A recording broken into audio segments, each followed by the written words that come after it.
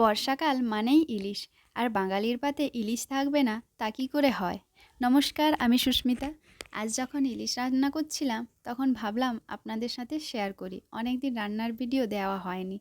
তোমাদের মধ্যে অনেকেই জিজ্ঞেস করেছো, দিদি তুমি আগের মতো করে কেন রান্নার ভিডিও দাও না। সত্যি কথা বলতে কি, আমার এই রান্নার পেছনে যে মানুষটা আমার সবসময় হাতে হাতে সব কিছু রেডি করে দিত, সেই মানুষটাই আর নেই। তাই রান্নাটা করতে খুব একটা ইচ্ছে করে না। যেটুকু না করলে নয় ওইটুকুই করি। চলো কিভাবে সর্ষে ইলিশ রান্না করলাম সেটাই তোমাদের সাথে শেয়ার করি। আমার যেহেতু ছোট্ট সংসার তাই ছোট্ট ইলিশ। মাছগুলোকে কেটে ধুয়ে নুন হলুদ মাখিয়ে নেব।